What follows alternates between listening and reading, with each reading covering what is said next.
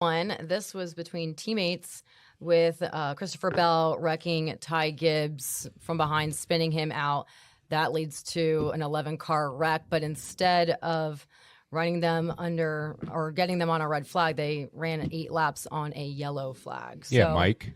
It sounds like Mike was not pumped about this either. Yeah, Mike.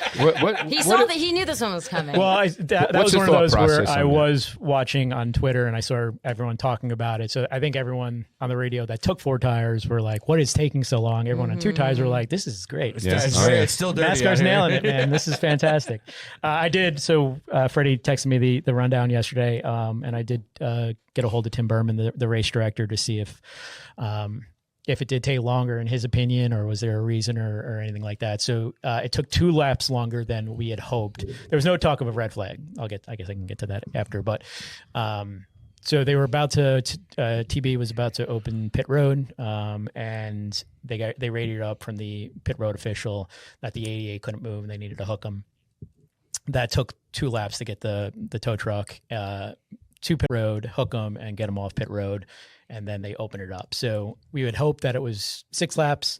It was 8. Same thing happened the previous one, which was also 8 laps. The 24 went to pit road, needed a hook. So those 2 should have been 6. They became 8. At no point where a red flag was discussed. So that's your goal? Like in a wreck, you no more than 6 laps. Is that what you guys shoot for? Yeah, we don't want to burn laps, so as quick as possible. So, it depends when that caution happens. I think it also felt longer because it happened in turn 1, so that it was you almost look at it as like it was 9 laps, because that whole first lap was a green flag lap because the leader took the green. So I think it depends when they pick up the car, when they can open pit road. We work with TV to make sure that they come back and can show the pit stops, things like that. So I think TV at that point was commercial free for the rest of the way.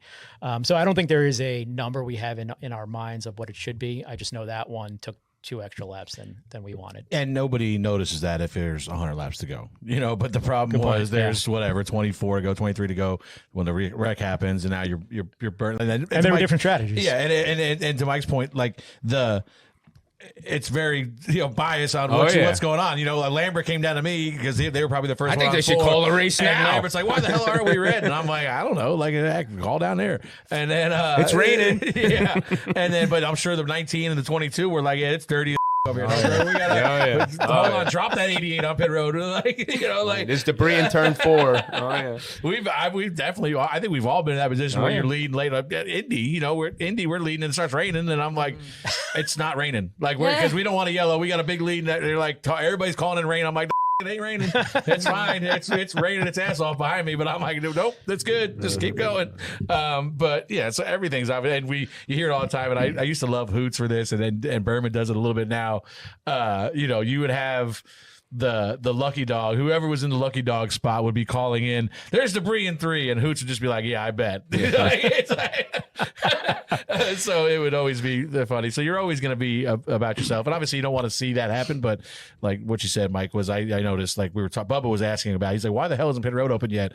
And I was like, "They're hooking up the 88 right now, so it was definitely delayed a couple laps." But do you talk to Sacco? So John Sacco, official up there. Do you ask that question? Like, would Lambert talk to him, or Sacco says? Lambert would probably have gone to Sacco in that moment. Like, what the hell's going on? Why aren't we going red? And at that point, like, it's weird. Like, I feel like you should know, because if we don't go red immediately, we're not going to burn 4 or 5 laps and then go red. Like, it wasn't. I know that it was Tommy's fault. Tommy's oil was all over the track.